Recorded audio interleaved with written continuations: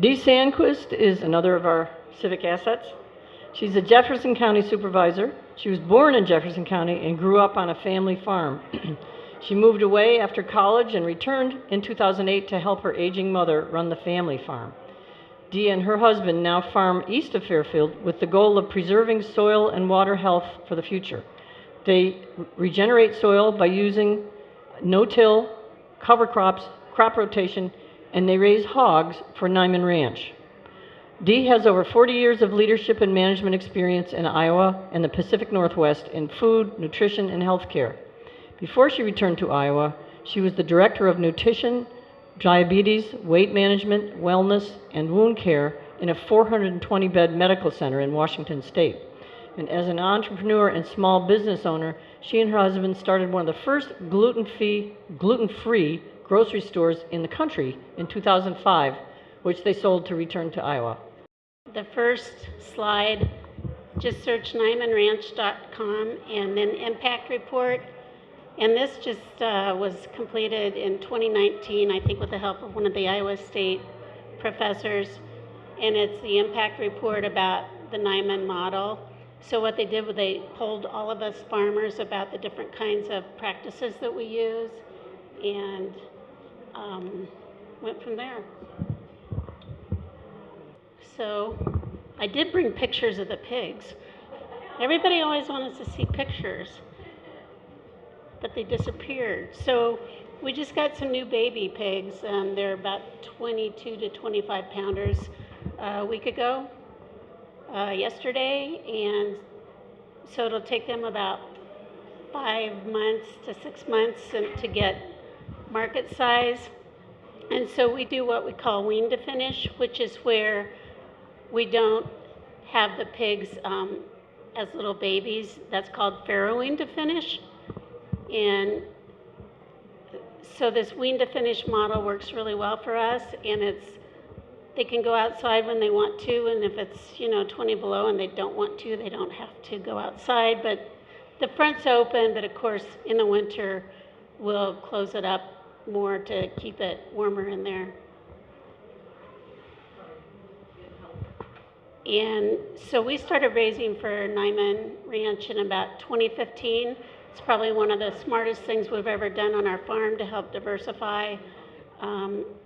We do no-till, as Francis talked about, cover crops. We have used cereal rye mostly. We've experimented with triticale.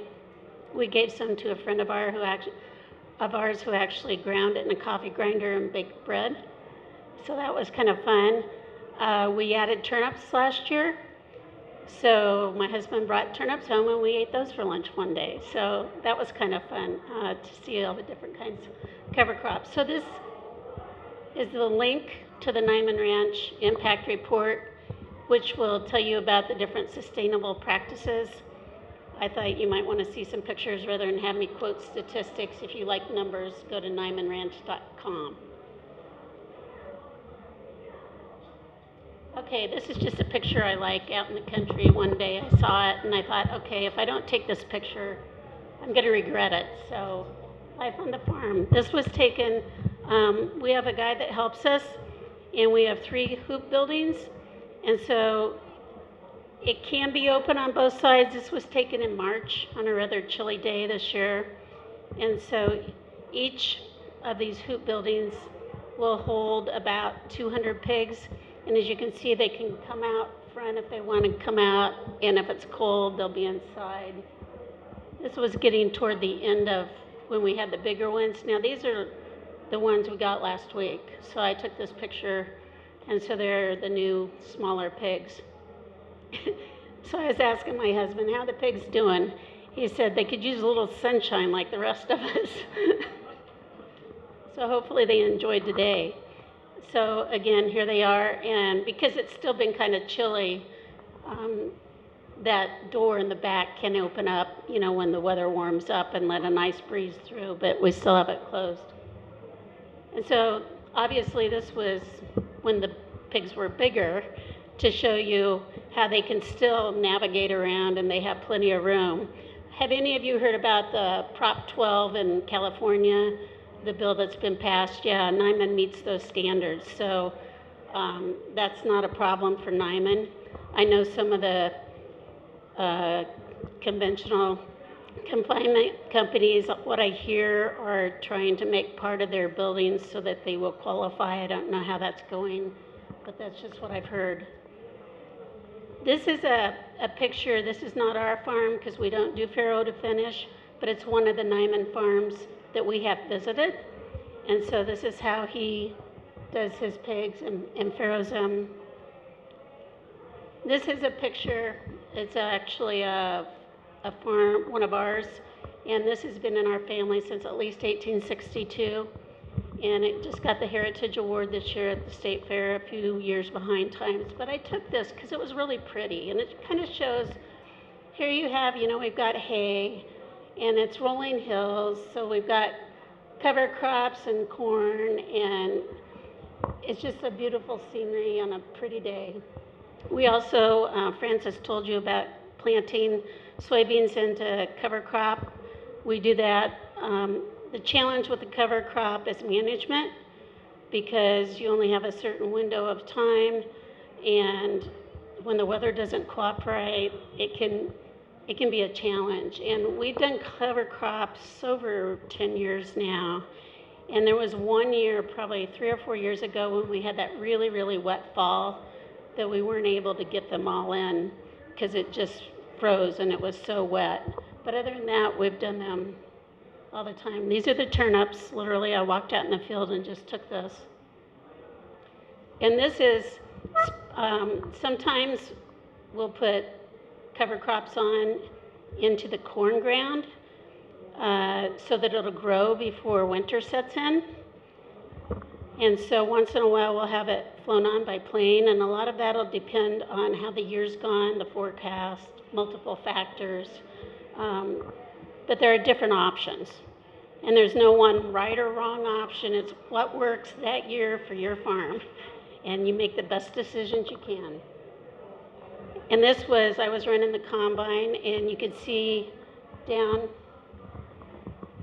in the middle, there's green grass, and that's the cover crops coming up. So this was the cover crop that was flown on,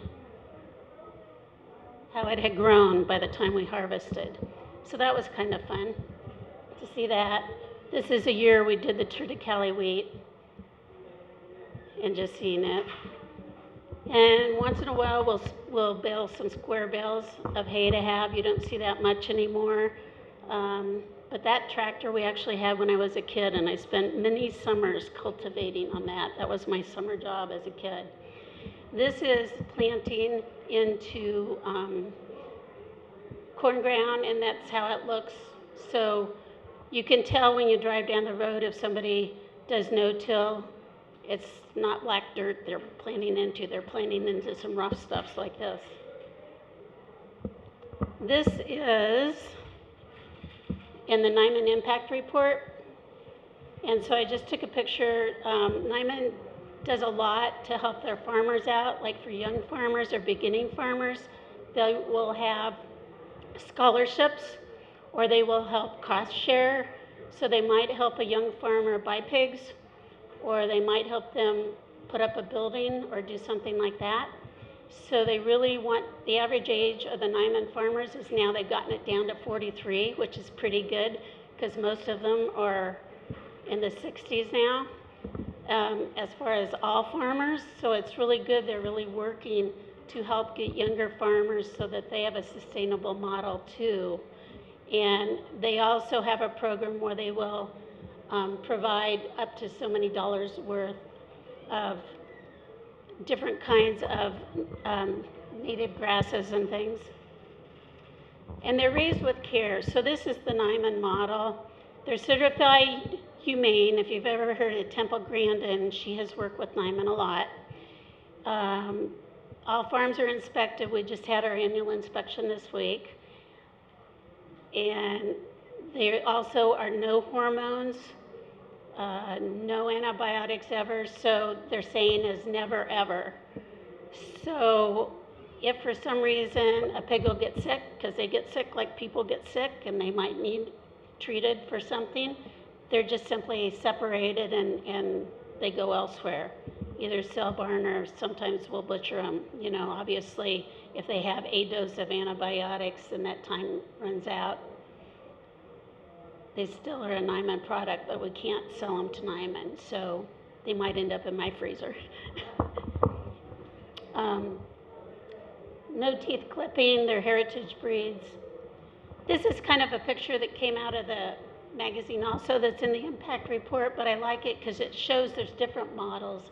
So there's 750 Nyman Ranch farmers. Most of them do pork in this area. There are some beef and there are some lamb. Most of the lamb are in the western part of the state, United States, like California, maybe Wyoming, Colorado, that area. They also have some beef. There are some, if you know, anybody knows Justin Engwall, he's a young farmer. He's kind of our neighbor. He does farrow to finish. And so some of these buildings remind me of what he started with. Like maybe that, you know, literally people might just have a small shed. And the nice thing about Nyman, because everybody's an independent farmer, a lot of people might only raise maybe 30 hogs a year, you know. It's not a large volume business. It's what fits for your operation. Nyman also has a program where they help students go to college in hopes that they'll come back to the farm and raise for Nyman, or else it'll be a scholarship program or some related area. Maybe they'll go to work for Nyman in some part of that company. And probably about the year after we started in 2015, so it was either in 16 or 17, Purdue, the big company, bought Nyman Ranch, and everybody went. They always have a farmer meeting, and all the farmers are standing there like this. They're like, oh, are you going to mess with us, Purdue? Purdue has not touched them. Purdue bought them because they wanted a niche business. They wanted to learn from Nyman. And Nyman's market is not the Costco's and all of that. They would rather have a lot of the small to mid-range business, because then the big companies will dictate what they want, but Nyman won't compromise their standards. So it's here's the Nyman brand, and you know what fits. Part of their sales goes to retail, part of it goes to restaurants and catering. During COVID, they didn't miss a beat because they were able to pivot and do more with retail because more people were cooking, whereas obviously the restaurant business wasn't as strong. A lot of the restaurants are in the big cities. Many of them are in West Coast. I've been to a couple in LA and talked to the chefs about raising pigs, and that's a lot of fun to do and to see how they prepare the products. And it's interesting. It looks just like what we have in our freezer, so that's great. So it's just fun to see the end use of the product too. Nyman Ranch has its own harvesting facility. It's up in Sioux Center, Iowa. And Paul Willis, who I know Francis knows, is the founder of the company, and they do a very humane on putting the pigs to sleep. They put them in an elevator, and then they pump like carbon dioxide in, and they just go to sleep. So it's very humane, and they are certified humane. And it's just fun to know, you know, Nyman pays the farmer a premium price. Yes, it takes more labor because the farmers are out interacting with their pigs. Need to keep calm around the pigs and not stress them out because they do react to stress just like humans do. So it's important to be calm. It's the finest tasting meat. Most of the farmers adopt many different kinds depending on their operation of environmental practices, such as we do. And let me see. I think I covered the highlights. Got a couple more slides. This is just kind of a summary of things I talked about. Premium pay for farmers. They do commit to a certain number of animals, and that's important for farmers because It's important for us to have a market, and also it's important for Nyman Ranch to know that they have product coming, because when they promise somebody they're going to provide them product, they want to have it. Locally, everybody's, I think, carries their bacon. Natural Grocers carries some of their products.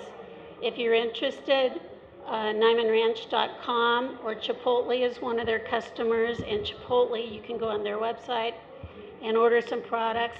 Literally, right before I left, I had started to come to town to this, and my husband texted me, FedEx just got here.